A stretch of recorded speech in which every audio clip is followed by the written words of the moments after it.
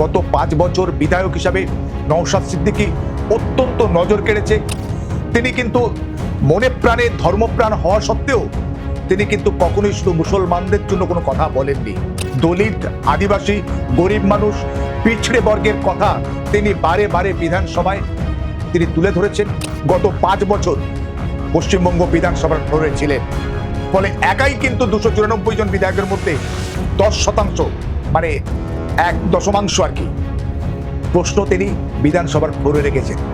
একজন পরিপক্ক রাজনীতিক হিসাবে আত্মপ্রকাশ এবং আত্মবিকাশ ঘটিয়েছেন, সেটা কিন্তু তার অতি বড় শত্রু কিন্তু মেনে নিয়েছেন। আর ৫টার মতো ওই হিন্দু মুসলমান মন্দির মসজিদ এই সমস্ত বাইনারি বা এই সমস্ত ধর্মীয় সুরসুরির তাস কখনো কিন্তু নওশাদ খেলেনি। তার অতি বড় শত্রু কিন্তু স্বীকার করতে বাধ্য। বছরের বিধায়কের পারফরমেন্স এবং তার চলাফেরা কথাবার্তার ভিত্তিতেই আইএসএফ এবং বাম জোট তুলনামূলকভাবে এই 2026-এ ৫ বছর যেহেতু বিরোধী বিধায়ক, তিনি কোনো কাজই করতে পারেননি, তারপরেও এত মানুষ তার পাশে কেন? এই কাজ করতে পেরেছে না পারেনি, এটা শাসক দল বা আইএসএফ বা অন্য কোনো দল কি বলল সেটা বড় কথা নয়। ভাঙড়ের মানুষ কি বলল সেটাই সবচেয়ে বড় কথা। রাজনৈতিক দল তো তারা তাদের কথা বলবে বা তাদের নেতাদের শেখানো কথাই বলবে, কিন্তু ভাঙড়ের মানুষ তারা যে আশা এবং আকাঙ্ক্ষা নিয়ে গত 2021 সালে আইএসএফ সুপ্রিমো চেয়ারম্যান নওশাদ সিদ্দিকীকে বিজয়ী করেছিলেন, তিনি কাজ করতে পারেননি নাকি তাকে কাজ করতে দেয়া হয়নি নাকি তার বিভিন্ন প্রজেক্ট আটকে দেয়া হয়েছে, সেগুলো নওশাদ সিদ্দিকী বলবেন। তৃণমূল কংগ্রেস তারা তাদের দাবি, তাদের বক্তব্য জনগণের কাছে রাখবেন এবং ভাঙড়ের জনগণ বিচার করবেন যে কে ঠিক বলছে, তৃণমূল কংগ্রেস ঠিক বা নওশাদ সিদ্দিকী ঠিক। আমরা বাইরে থেকে কতটুকু জানবো?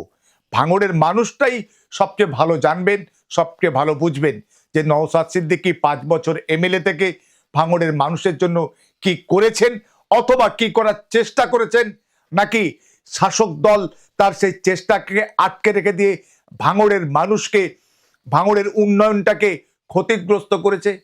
সব কিছুর রায় এবং সব কিছুর সুবিচার করার দায় এবং দায়িত্ব ভাঙড়ের মানুষের উপরে বর্তায়। ভাঙড়ের মানুষই সিদ্ধান্ত নেবে তার পরিপ্রেক্ষিতে 2026-এ তারা কি করবে এবং কাকে, কোন দলকে, কোন প্রার্থীকে সমর্থন দেবে। আপনি একজন রাজনৈতিক সচেতন মানুষ এবং অত্যন্ত সিনিয়র মানুষ, বহুত বিধায়ক দেখেছেন। নওশাদ সিদ্দিকীর মতন বিধায়ক কি আদৌ এর আগে ছিল?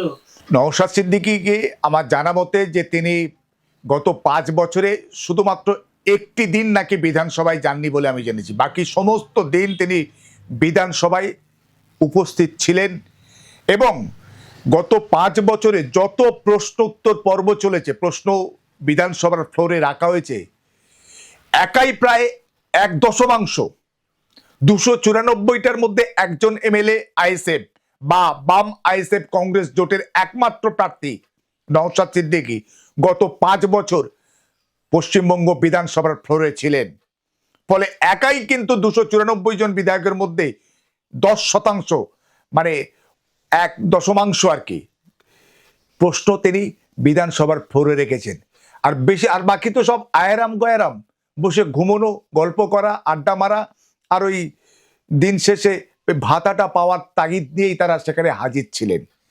এবং নওশাদ সিদ্দিকী তাকে আপাত দৃষ্টিতে দেখে একজন মানে মুসলিম যে সুন্নতি লেবাস তার মধ্যে রয়েছেন, তার মাথায় টুপি, পাঞ্জাবি এবং একটা পরেশগার মানুষ হিসাবে তাকে মানুষ যেন মনে করে বা দেখতে পায়। কিন্তু তিনি একজন, তার পাশাপাশি একজন পরিপক্ক রাজনীতিক হিসাবে আত্মপ্রকাশ এবং আত্মবিকাশ ঘটিয়েছেন, সেটা কিন্তু তার অতি বড় শত্রু কিন্তু মেনে নিয়েছেন।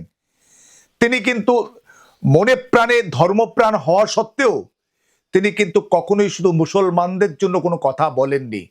দলিত, আদিবাসী, গরিব মানুষ, পিছড়ে বর্গের কথা তিনি বারে বারে বিধানসভায় তিনি তুলে ধরেছেন এবং জনসভায় মানুষের মধ্যে, সমাজের সর্বস্তরে, মিডিয়া, গণমাধ্যমের কাছেও কিন্তু সব ধর্ম বর্ণের মানুষের অভাব, অভিযোগ, চাওয়া পাওয়ার কথা সেখানে বলেছেন। বাকি আর 5টার মতো ওই হিন্দু মুসলমান মন্দির মসজিদ এই সমস্ত বাইনারি বা এই সমস্ত ধর্মীয় সুরসুরির তাস কখনো কিন্তু নওশাদ খেলেনি। তার অতি বড় শত্রু কিন্তু স্বীকার করতে বাধ্য। তাই গত 5 বছর বিধায়ক হিসাবে নওশাদ সিদ্দিকী অত্যন্ত নজর কেড়েছে বিদগ্ধ মানুষ, সচেতন রাজনীতি সচেতন মানুষ এবং বাংলার আপামর নাগরিকদের কাছে। ফলে এই গত 5 বছরের পারফরমেন্সের ভিত্তিতে আইএসএফ তার ব্যাপ্তি ঘটিয়েছেন।